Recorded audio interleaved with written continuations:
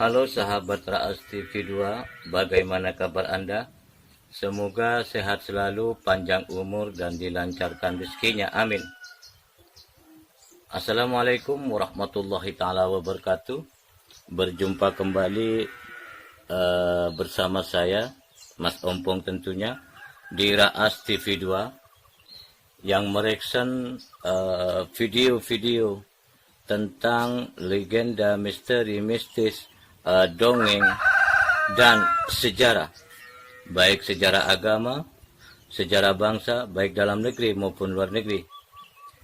Dan kali ini saya akan mereaction satu video dari channel Larasati. Jangan lupa guys, subscribe channel Larasati yang berjudul Fakta dan Tradisi Suku Polahi.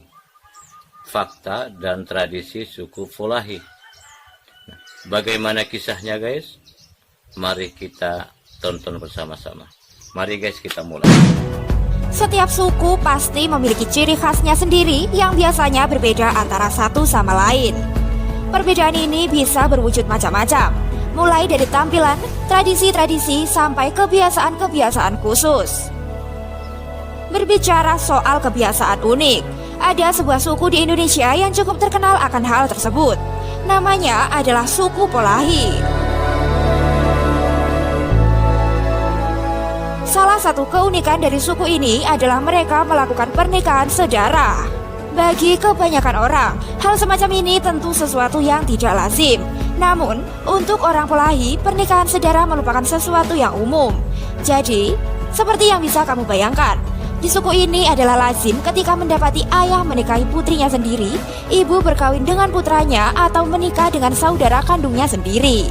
Selain itu, suku Polahi juga mempunyai fakta dan kebiasaan-kebiasaan unik lainnya. Dan berikut ini adalah beberapa fakta unik dari suku Polahi yang ada di Provinsi Gorontalo. Tapi sebelum kita lanjut, saya ingatkan kembali buat kalian semua yang belum subscribe channel ini, silahkan klik tombol subscribe-nya di bawah video ini, klik juga tanda loncengnya, like dan share juga ke media sosial kalian semua ya.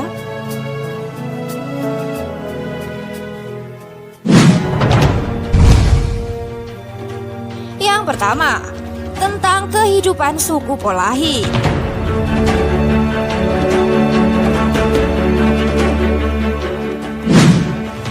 Sebelum membahas lebih dalam soal kebiasaan pernikahan sedarah di suku Polahi, ada baiknya kita tahu dulu tentang kondisi dari suku ini. Jadi, Polahi bisa dikatakan sebagai salah satu suku paling terpencil di Indonesia. Mereka tinggal di pedalaman hutan Sulawesi, di mana untuk bisa menjangkaunya kita harus masuk ke dalam pelosok hutan dengan berjalan kaki seharian. Kehidupan mereka masih sederhana. Dulu, mereka cukup primitif dengan penampilan tanpa pakaian serta sistem kehidupan yang sederhana. Namun, kini mereka sudah sedikit berubah menjadi lebih baik. Walaupun kehidupan keprimitifan mereka sudah berkurang cukup jauh, tapi kebiasaan lama dan kontroversi itu tetap dilakukan.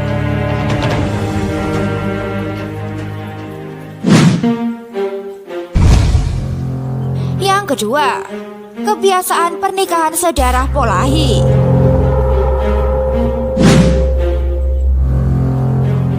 Pernikahan sedarah tentu sangat tabu di luar sana. Tapi bagi suku Polahi, hal yang semacam itu merupakan sesuatu yang lazim. Jadi, di suku ini akan kita dapatkan berbagai macam kombinasi pernikahan sedarah. Entah ayah dan putri, ibu dan putra, serta sesama saudara kandung. Tentu ada alasannya kenapa orang Polahi sampai harus melakukan itu. Kalau bicara sebab, kita harus kembali ke masa lalu di mana orang-orang Belanda melakukan invasi ke Sulawesi. Jadi, diketahui orang-orang Polahi ini adalah mereka yang kabur dari jajahan Belanda dan memutuskan untuk tinggal di pedalaman hutan. Mereka bertahan dengan kondisi itu dalam waktu yang cukup lama. Lantaran Polahi hanya diisi oleh segelintir orang dan posisinya begitu terpencil, maka pernikahan yang terjadi pun ya hanya antar mereka saja. Dari sini kemudian kebiasaan pernikahan sedarah berkembang.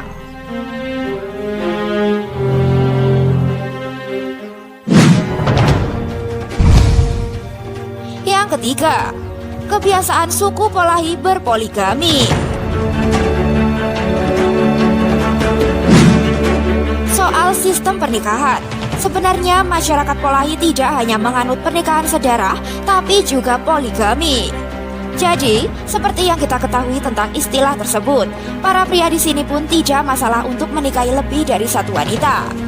Uniknya, sistem poligaminya pun juga masih bersinggungan dengan pernikahan sedara. Misalnya, menikahi 2 saudara kandung sekaligus dan sebagainya.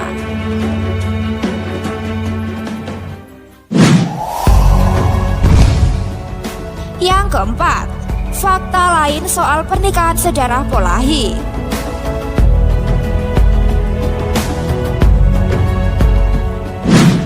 Alasan kenapa kita dilarang melakukan perkawinan sedara bukan hanya karena norma tapi juga dampak secara fisik.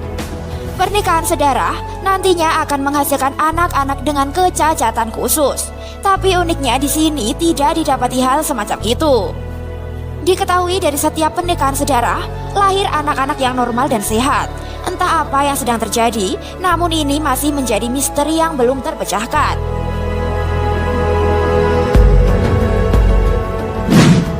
Meskipun kehidupannya lebih sedikit modern dan cukup terbuka dengan pengaruh dari luar, tapi kebiasaan pernikahan sedara di suku Polahi masih sering ditemui. Seharusnya, pemerintah atau badan-badan terkait harus memberikan pengertian lebih mendalam soal itu. Mereka perlu tahu jika pernikahan sedara tak hanya bertentangan dengan norma, tapi juga sangat mungkin menghasilkan penyakit, terutama pada keturunan yang dihasilkan. Kalau menurut kalian semua gimana pendapatnya tentang kebiasaan suku Polahi ini? Jawab di komentar ya.